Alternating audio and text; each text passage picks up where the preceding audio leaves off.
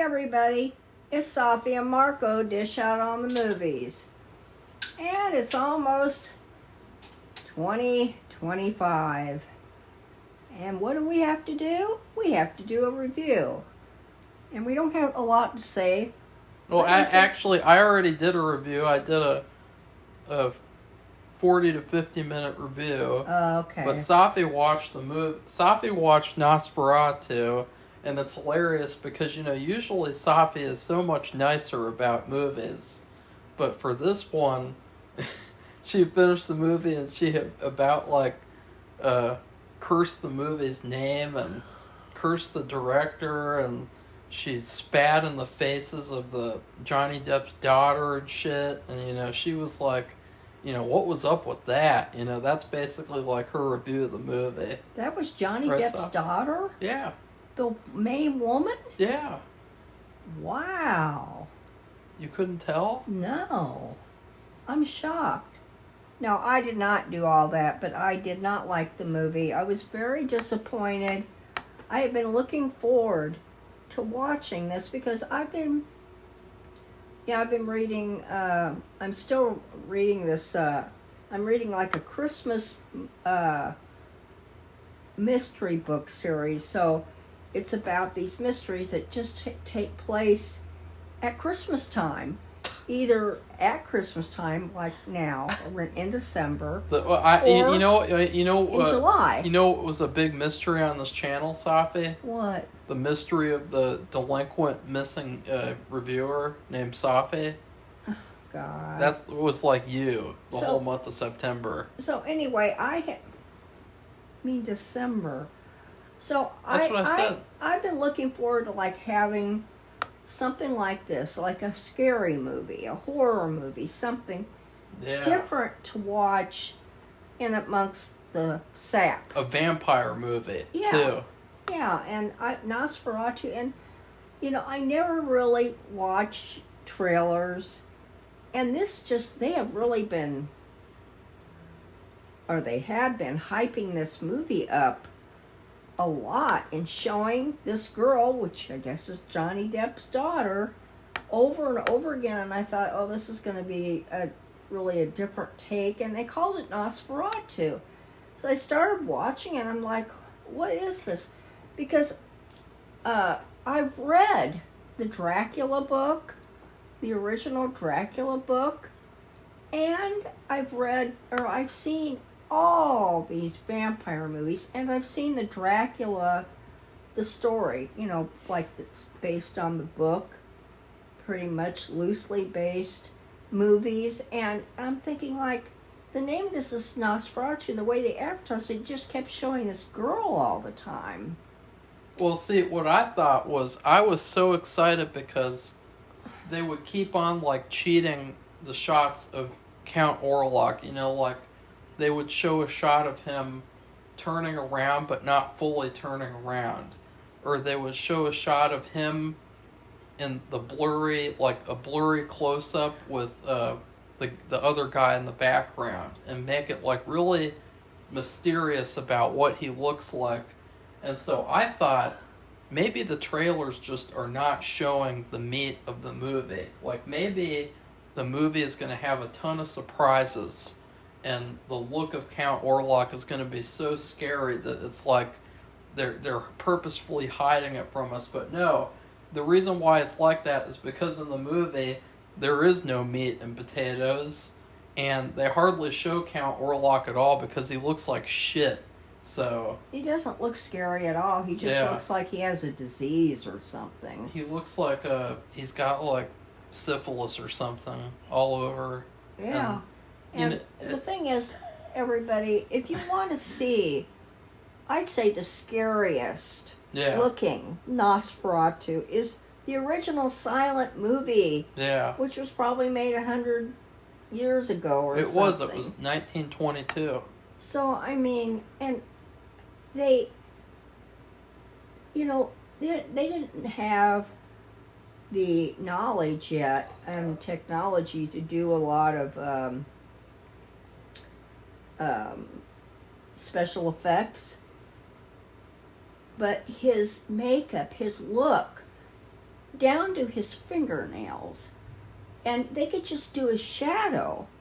They could, when you make a shadow, you put the light behind you and your shadow reflects down in front of you. The key is, Safi, the key is because there were a lot of shadows in this new movie. It's just that it was so dark that you couldn't see anything. Well, there was the shot of the city. They showed all the houses and the hand going over all the houses. And then at the end of the movie, when he's coming up to quote unquote have sex with the woman, which couldn't even tell they were having sex, you just saw like his hand going all over and then opening up the little doorknob. But like the key for shadows is that in order to have shadow, you have to have light. Right. Like, and that's the thing about these stupid modern movies and their shitty color grading, making everything look dark and dreary and emo, and you can't see anything. It's like you can't get good shadows out of that because there's no light. You have to have strong light to have dark shadows. And so in the original Nosferatu, it was very light. They didn't suck the color out of the movie. Well, it was already black and white. They didn't have any color, but... No, but they had, like, yellow, green, blue, like... Well, they still had light, though. Yeah, they had a lot of light. And you could tell that even in a black and white movie. Because in order to have the dark, you have to have the light. You can't just have one or the other. And this new movie, it was like, oh, we're gonna make it look like a gothic movie by making it's so dark you have to have a flashlight to watch the movie in the theater. Yeah. And so, and it just really wasn't very good. And it's like, if you want to have a good story, and we've been through this over and over, but I mean, you have layers. You have a beginning and a middle and an end. Of course, there's more to... I mean, that's so basic, it's not even funny. But this movie was so paper thin. It was like one layer's worth. And it was boring. I'm like, what is this? I'm thinking like, my God, this is just Dracula. Why are they... and they called it Nosferatu. Why did they do that? That's because that's the original movie too. That was what happened, Safi, was that Nosferatu was made, and then Bram Stoker's estate sued the people who made the movie, and so the movie was banned for a long time, and then it got released finally.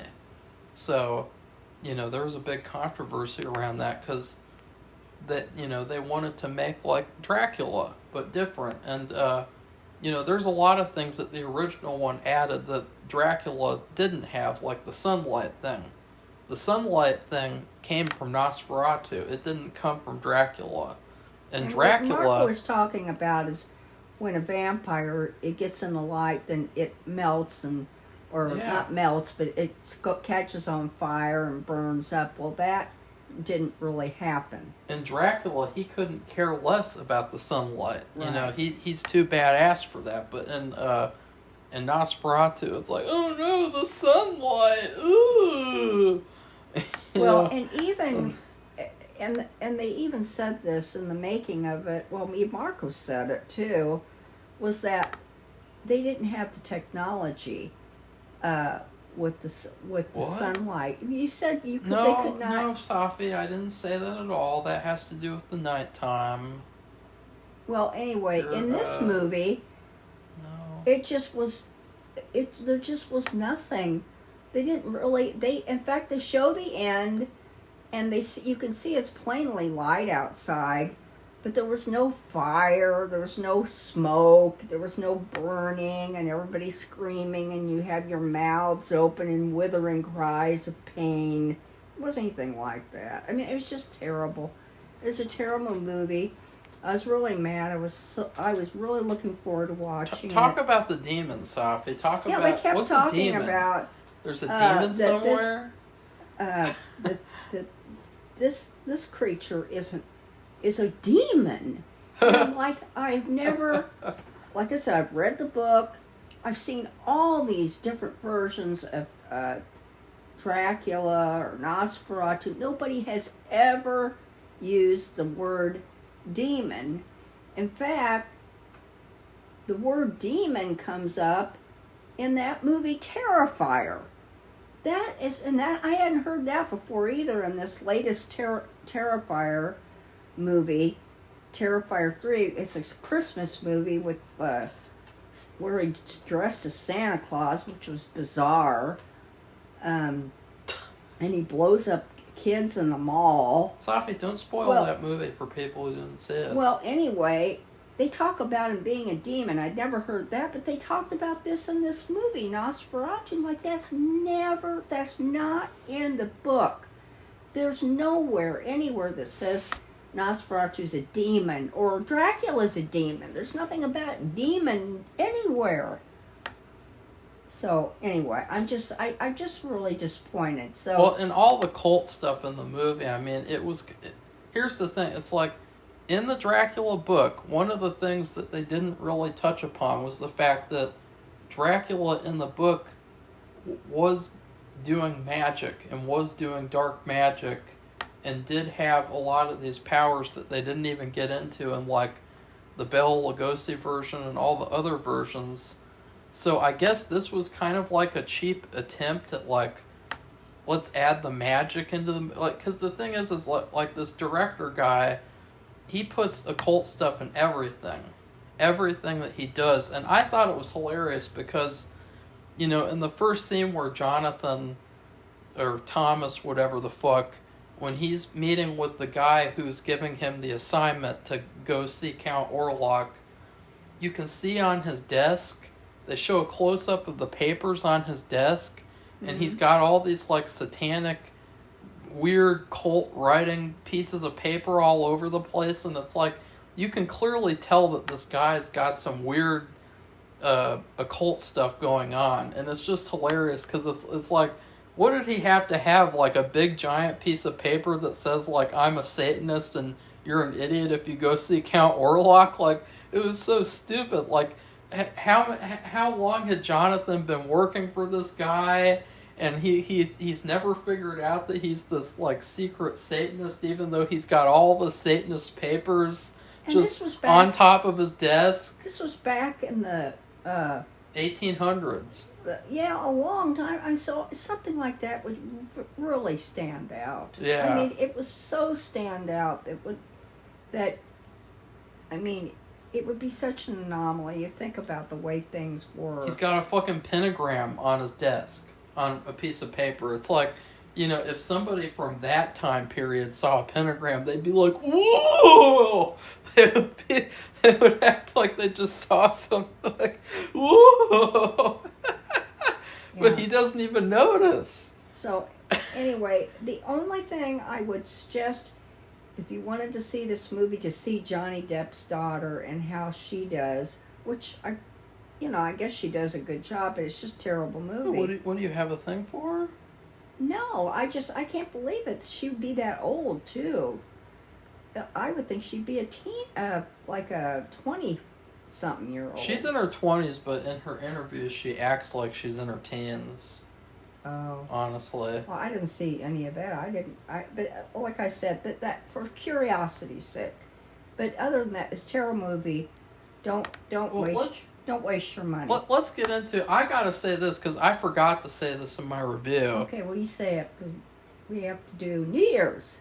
I think that Tim Burton's Dark Shadows is a better vampire movie than this movie. Oh. Speaking of Johnny Depp. And I think that Johnny Depp as Barnabas Collins was a scarier vampire than Bill Skarsgård as Nosferatu.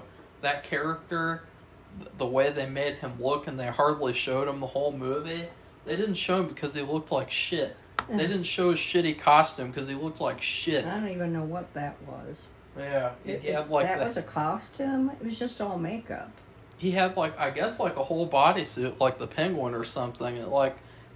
Someone on Facebook did post a picture of some sort of an ancient, European or Cossack soldier or something, and it looked exactly like him. So I guess that's where they got the inspiration from. Well, they hardly showed that. They hardly showed him at all through the whole movie. I mean, if they wanted to know how to do a character change, they should have talked to the person who did the Penguin.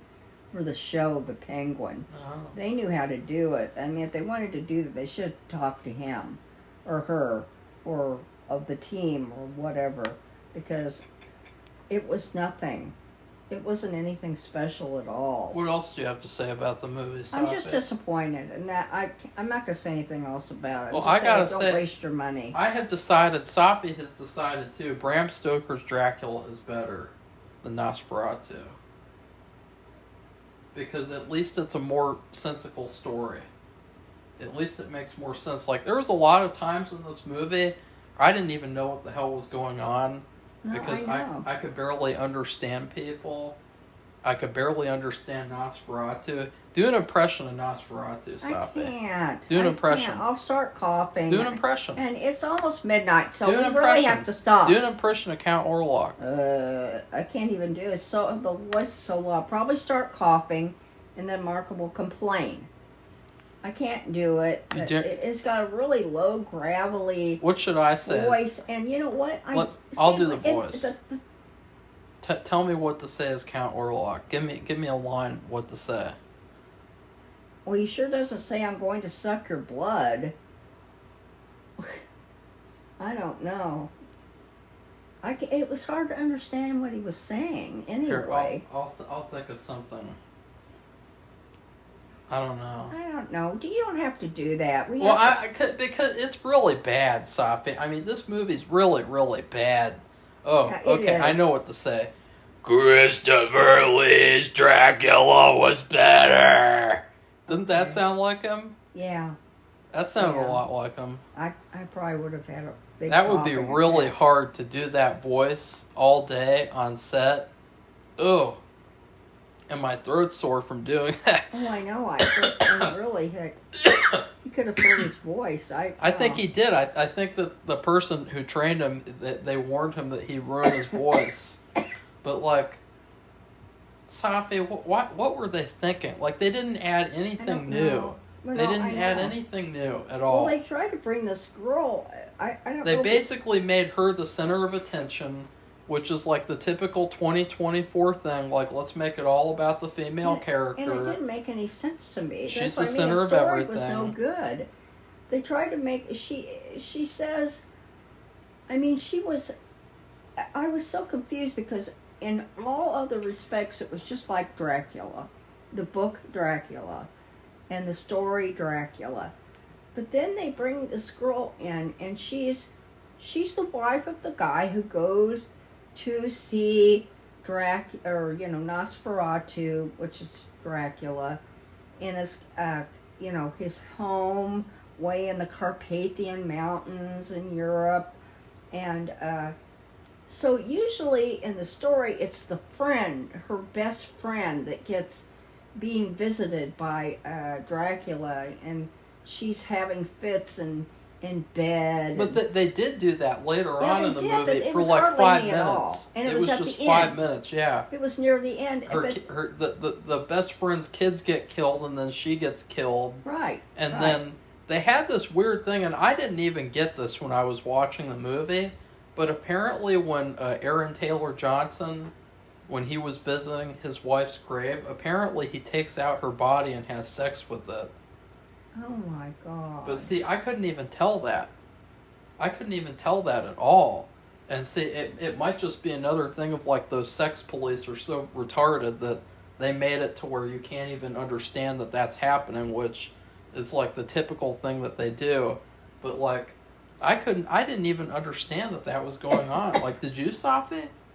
Did you realize he was doing that? Because I didn't even know what he was doing there. No. Because usually in Dracula, they go there and they stake her, right? Like, because she's still alive, she's still a vampire. That's right. The friend. Yeah. And then, but no, this is the wife. And she's suffering the whole movie, and they bring this guy, and it's William Dafoe, of all people, and he's kind of like supposed to be Van Helsing, but they don't call him that. And he says, "Oh, this creature is a demon." And then all of a sudden, the husband, remember in the show Dracula, in the book, he escapes, but he goes into the water. and he's not found, so they think he's drowned. Nobody knows what happened. And he's taken care of by the nuns at a convent, a European convent. And then they make him better. He's not completely better. He's very weak, but he leaves and he goes back to his wife. And so he comes back, and then all of a sudden she's been suffering the whole movie. You see her, she's writhing in pain, and she's doing weird stuff in bed, and they have to call the doctor, and they give her, what have they been doing? They've been giving her some kind of, a drug to keep her asleep, because they said she'll tear up the entire house. But it's been the wife of the guy, and then all of a sudden when he comes back, she's completely better. She's completely better, which never happens. It never happens to her, and it didn't even happen with the friend. That's what the whole book was, the friend suffering like that. I think the most disappointing thing is that the shot where Nosferatu is in the window and he's coming in to see her and she's levitating. That shot was one of the first shots of the movie, and it was a part of a dream. And I thought that was highly disappointing, because that was like the best shot of the whole trailer, and everybody, I think, agreed on that. And so it was really disappointing that was just a dream sequence. And I also thought it was really weird how she had dreams ever since she was a child. Yeah, she said that. Nosferatu. She said that in the movie. That was part of the story. But it's like, how does that make any sense? Like, so what does that have to do anything? Who cares? The implication to me is that the Van Helsing guy, he had that book where it basically spoiled the end of the movie. So is it implying that she's the reincarnation of the woman in the book or something? Like, I don't understand. I don't either. That's why I say, who cares? So what? What is this? So what does that mean? What is that supposed to mean? That's what I mean. They didn't make that clear. That's what I say. It's a shitty movie, and I think we're about done with this review. There's nothing to say. I just spare yourself. What's your food review? Oh, well, gee. Do an impression well, I know of what it would be. We Nosferatu. had a Panera bread, and there was some broccoli. Actually, it was Marco, because I was saving money, so but I had a bite of it, and it was broccoli cheddar soup. It's my favorite, and I've relied on that. It's just like when I had to take this chemotherapy drug for almost 10 years. The only thing that was good was KFC, and actually the Panera bread broccoli cheddar soup, and everything else, nothing sweet, nothing savory, nothing was good. I've said this a million times. But anyway, just recently, we would get Panera once a week, and I didn't get it that week, but Marco did, and he said, he had another soup too. He was having a taste of both soups, like a cup of each one. The other soup is potato soup. And so he said, have a bite of the broccoli cheddar, since you didn't get any soup. And so it was like nothing. It was watery, not flavorful, and that's what this movie was. It wasn't anything to it. It was so how would you say the word, substantive? It lacked substance, Substance. Just like the movie The Substance. It was, but it was paper thin. It was like I said, a story has many layers, and you have the big beginning, the middle, and the end. It's like a sandwich. You have two pieces of bread, and you have the filling, and there's nothing in there. There was like one piece of cheese, or a piece of lettuce, really, because the cheese, you can't even say that it was even a piece of cheese. It was like a piece of lettuce, like not romaine lettuce, iceberg lettuce, which is mainly water. So, but anyway, that's it. So, I don't know what else to say. Marco just already said he's done a whole review of this movie, but I just wanted to put my 2 cents in. Well, it's a big deal. This movie was a big deal. Well, it should have been, like for a, they always, like a holiday, like 4th of July or school starting. They have some major movie, or in the spring to set off the summer. They'll have a big movie showing. It'll be, like it used to be Star Wars or Harry Potter or some big blockbuster movie.